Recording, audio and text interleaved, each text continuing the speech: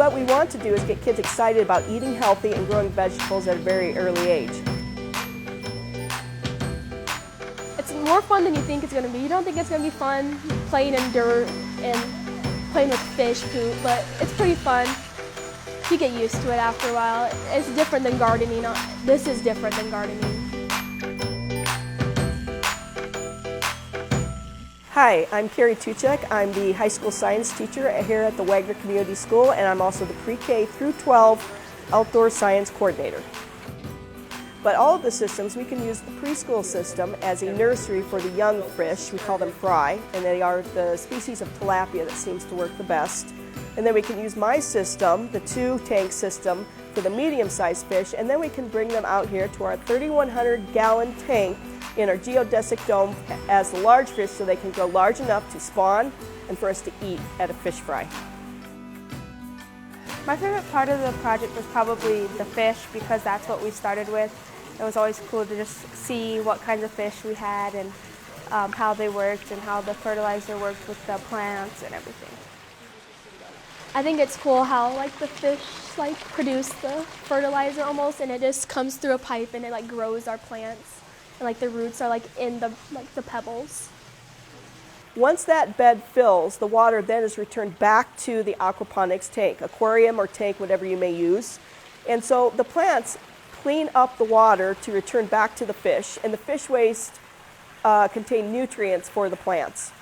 So it's a constant cycle. It's a life cycle, which kids can also learn from about how life is a cycle on our planet. We grew different kinds of lettuce, and it was really cool, and it tasted really good.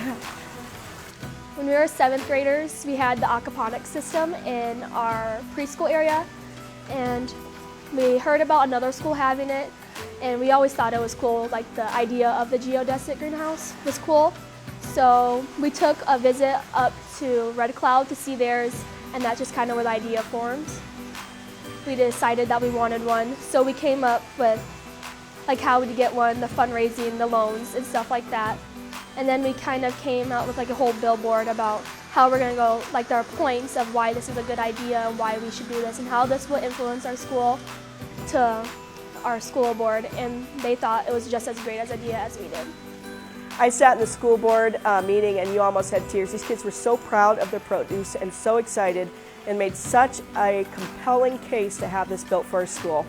So it was amazing.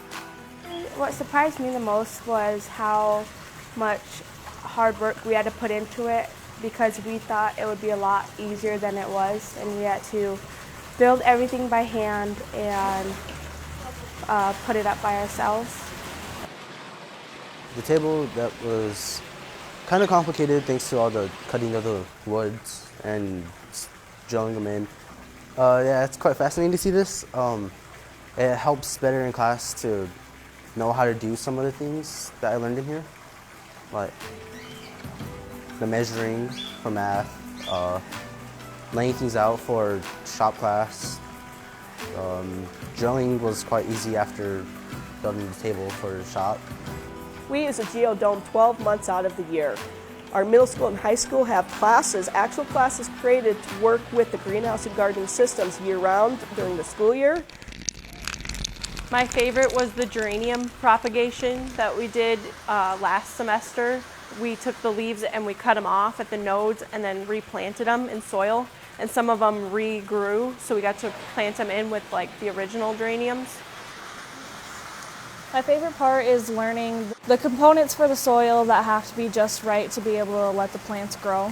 It's just interesting to see from week to week how much the soil can change from just over the weekend not being watered every single day.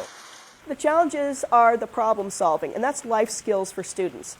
For example, we just changed the dirt in our beds. We don't know what is wrong that not all of our vegetables are growing as well as they should be. So the kids are researching what different types of plants need to grow. And so they're realizing that not everything works out the way they think it should.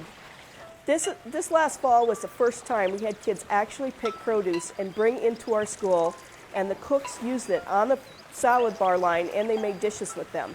We're now finding out what the cooks think about our produce, what could they use more of. And so when we plan our kids to plant the garden this spring and through the summer, so we want to time it so we have as much produce as possible through the fall. The kids, when they get so excited when they're looking at their school lunch and they realize that they grew that and they planted it and now they're eating it. And it's a better buy-in to eat healthy, and hopefully it helps produce lifelong skills. To see like how much work you have to put into it, I always kind of took it for granted and just like, oh, it's a vegetable. But to actually do it and eat what you've grown, it's pretty cool. I never thought I would like be a part of something this big. I thought like if we live in a small town, we like would never really have something so cool to have, and I was a part of it. So yeah, it's really empowering.